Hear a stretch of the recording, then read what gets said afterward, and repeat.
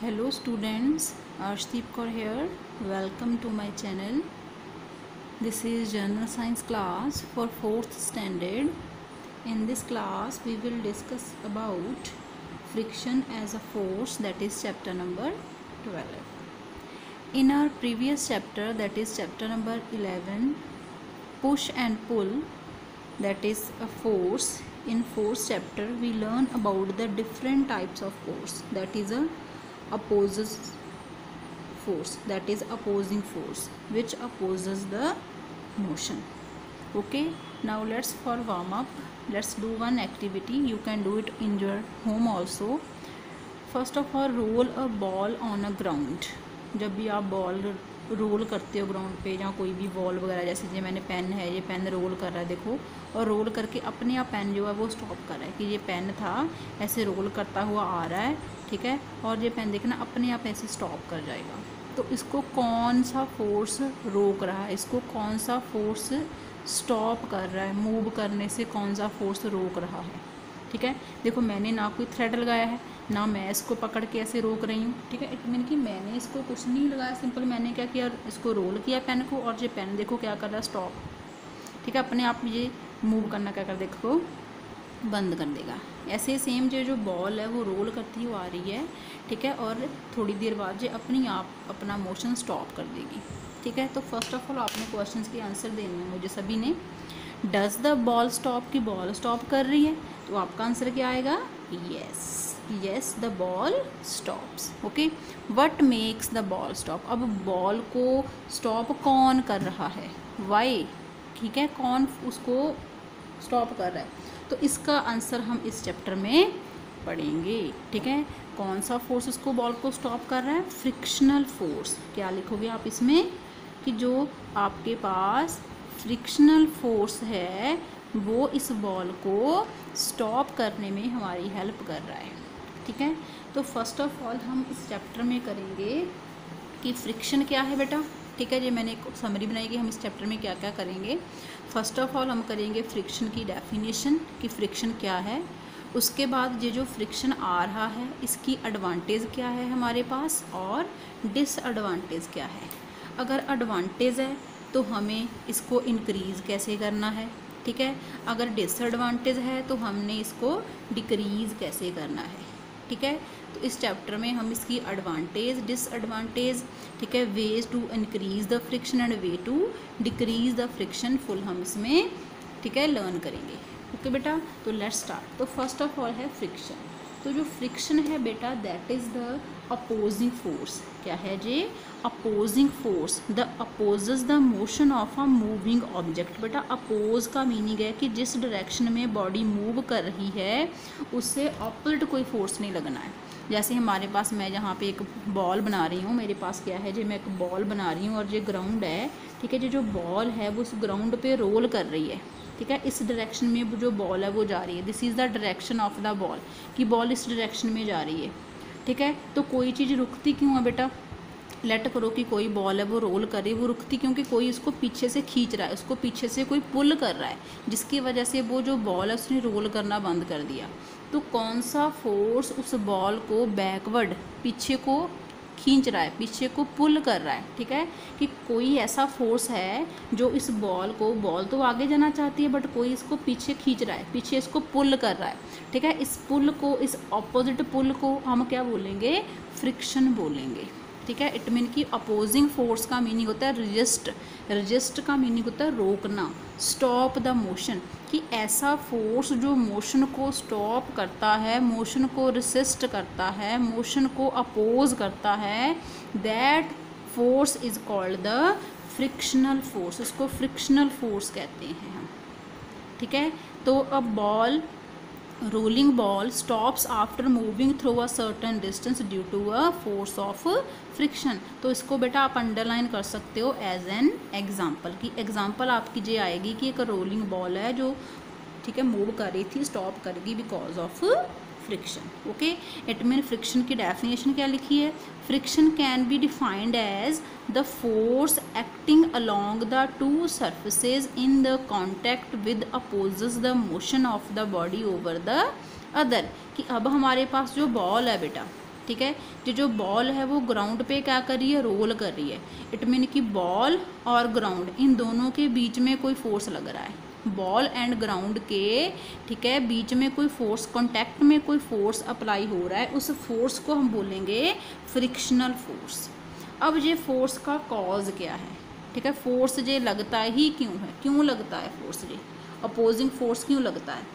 अब बेटा आपको पता है कि हमारी जो सरफेसेस जितनी भी होती हैं वो रफ़ होती हैं, कि उसमें इरेगुलरिटीज़ होती हैं। जैसे हमारे पास ये डायग्राम शो की हुई है कि हमारे पास ए और बी को दो सरफेसेस हैं और उन दोनों में क्या है, ये इंटरलॉकिंग है, ये वाली इंटरलॉकिंग इट मीन हो रही है, इट मीन कि ये क्या है, इरेगुलरिटीज़ हैं। इरेगुलरिटीज़ क्या मीनिंग होता है कि ऐसे हमारे पास ऐसी सरफेस है कोई, देखो ये वहाँ ये क्या है, इरेगुलरिटीज़ है और ये इरेगुलरिटी। जब मैं इस पर मूव करने की देखो कोशिश करूँगी ऐसे ऐसे, तो बीच में क्या होगा, जे फंस रहा है ना, इसको मोशन को रोक रहा है ना कोई। इट मीन कि अब इसको इसके ऊपर मूव करना बहुत डिफ़िकल्ट है, ठीक है। इट मीन कि इन दोनों सरफेस आपस में क्या हो रही हैं, इंटरलॉक हो रही हैं, ठीक है। इट मीन कि ऑल द रफ सरफेस और स्मूथ सरफेस हैव इरेगुलरिटीज़। चाहे वो सरफेस कितनी भी स्मूथ है, जैसे जो हमारे पास बुक है, जो कितनी स्मूथ है, इसके पेज देखो कितने प्लेन है पेज इसके, फिर भी इसमें इरेगुलरिटीज़ है, फिर भी देखो जो रोल करती हुई पेंसिल्स को रोक रही है। इट मीन कि इसमें भी इरेगुलरिटीज़ है। इरेगुलरिटीज़ हम माइक्रोस्कोप के थ्रू देख सकते हैं किसी भी पॉलिश्ड बॉडी में या रफ बॉडी में। रफ में तो वैसे ही दिखती है कि कितनी रफ स्किन है, कितनी रफ सरफेस है, हम बोलते हैं, ठीक है। इट मीन कि इरेगुलरिटीज़ जो होती हैं वो हम, ठीक है, कॉज करती हैं उसमें रफनेस का, और रफनेस की वजह से जो इंटरलॉकिंग होती है और इंटरलॉकिंग की वजह से फ्रिक्शन जो है वो प्रोड्यूस होता है। इट मीन कि friction occurs due to the interlocking of the irregularities between the two surfaces. It mean कि ये जो टू लाइंस है, ये आप उसका कॉज जो है वो बोल सकते हो कि जो कॉज है उसका, फ्रिक्शन का कॉज है कि फ्रिक्शन होता क्यों है, ठीक है। इंटरलॉकिंग मीन कि एक दूसरे में फंस जाना, ऐसे पूरी तरीके से ऐसे फंस जाना एक दूसरे में, कि मूव करने नहीं देना उसको, मूव करने में रुकावट डालना, ठीक है। इट मीन कि friction is due to the roughness of the two surface in point, कि रफनेस की वजह से होती है। जितनी ज़्यादा रफनेस होगी उतना ज़्यादा फ्रिक्शन आएगा। जैसे हमारे पास हम क्या करते हैं कि टू बॉल्स लेते हैं, ठीक है। एक बार हम बॉल को क्या करते हैं, हमारे जो फ्लोर होता है, ठीक है, घर में के अंदर आपके फ्लोर होगा, ठीक है। फर्स्टली आपने क्या करना है कि बॉल को फ्लोर के ऊपर आपने सीमेंटेड फ्लोर जो होता है, जो टाइल्स आपके लगी होती है, उस पर पहले बॉल को रोल करना है। तो आपने देखना है कि जो बॉल है वो जल्दी से रुकेगी नहीं, बॉल काफ़ी टाइम क्या करती रहेगी, रोल करती रहेगी, मूव करती रहेगी, और देर बाद वो अपना मोशन जो है वो स्टॉप करेगी। अगर वही बॉल आप किसी, ठीक है, ग्रास पे या ग्राउंड में, ठीक है, ग्राउंड में रोल करोगे वो बॉल को, जहाँ किसी कारपेट पे उस बॉल को रोल करोगे, तो जो बॉल है वो कारपेट पे जल्दी से स्टॉप कर जाएगी, थोड़ी देर जाके दूर जाके मूव करके जो बॉल है वो मूव करना बंद कर देगी। बट फ्लोर पे, सीमेंटेड फ्लोर पे जो बॉल है वो ज़्यादा देर तक रोल करेगी। तो इसका मीनिंग है कि जो रफ़ सरफेस होती है, ठीक है, स्मूथ नहीं है, रफ़ सरफेस है, ठीक है, वहाँ पे जो फ्रिक्शन है उसकी अमाउंट मोर ज़्यादा होती है as compare to the smooth surfaces. Okay, तो this one is about the friction and the cause of friction. Okay बेटा, now next one is the advantages and the disadvantage of the friction. Now advantage हमारे पास overview मैंने एक बनाया, तो देखो क्या आएगा। एडवांटेज क्या है कि जो फ्रिक्शन है वो हमें वॉक करने में हेल्प करता है, ठीक है। नंबर 2 पे राइटिंग, लिखने में हमारी हेल्प करता है। अगर हम मूव कर रहे हैं, गाड़ी में जा रहे हैं, तो ब्रेक्स लगानी है तो उसके लिए हेल्प करता है। हमारा साइकिल ब्रेक रुक जाता है, स्टॉप करता है ब्रेक अप्लाई करने पे, वो भी फ्रिक्शन के कारण होता है। नेक्स्ट है इग्नाइट मैच स्टिक। अगर आपने, मैच स्टिक का मीनिंग होता है कि अगर आपने लाइट माचिस को जलाना है तो उसके लिए भी आपको फ्रिक्शन चाहिए, ठीक है। तो सेकंड है इसकी डिसएडवांटेज है वियर एंड टियर। जब देखो आपको न्यू शूज़ लेने पड़ते हैं, न्यू घर वाली चप्पल लेनी पड़ती है क्योंकि वो घस जाती है, उसको वियर एंड टियर बोलते हैं, ठीक है। एनर्जी का लॉस होता है, प्रोड्यूस करता है हीट को। जैसे आपने क्या करना है, अपने हैंड्स को ऐसे 10 मिनट्स ऐसे ऐसे रब करो, ठीक है।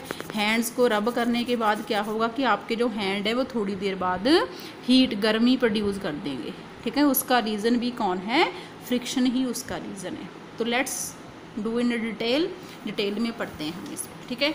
तो फर्स्ट है एडवांटेज ऑफ फ्रिक्शन, कि हमारे डेली लाइफ में इसकी फर्स्ट एग्जांपल है, we are able to walk on road due to the friction.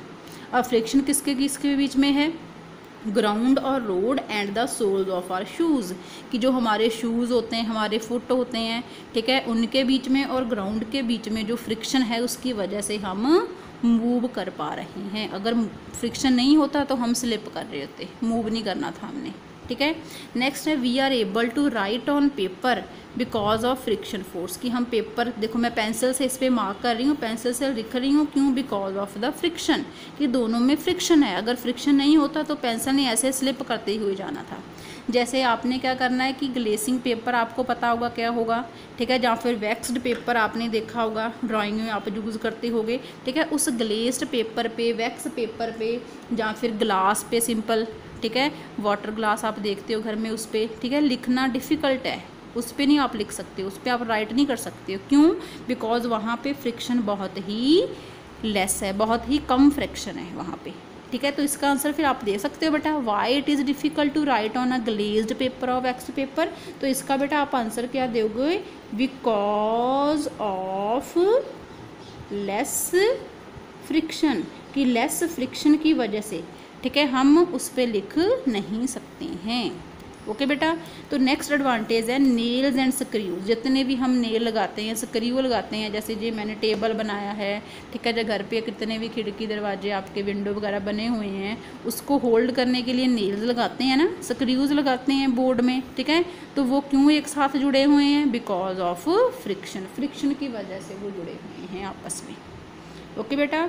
तो हमारा नेक्स्ट है यूज़ ऑफ ब्रेक्स, कि हम ब्रेक अप्लाई करते हैं, जैसे हम बाईसाइकिल पे या कार पे कहीं पे जा रहे हैं, तो हम लेट करो कि हम यहाँ से, ठीक है, अपने आप मार्केट जा रहे हो, तो मार्केट जाके अपने किसी शॉप पे जाके रुकना है, शॉपिंग करनी है आपने, शॉप पे जाना है, तो शॉप पे जाके आपको क्या करना पड़ेगा, कार की, बाईसाइकिल की आपको ब्रेक लगानी पड़ेगी, ठीक है। ब्रेक लगाओगे तो आपका बाइक रुकेगा और आप शॉप के अंदर जा सकते हो, ऐसा ही है ना।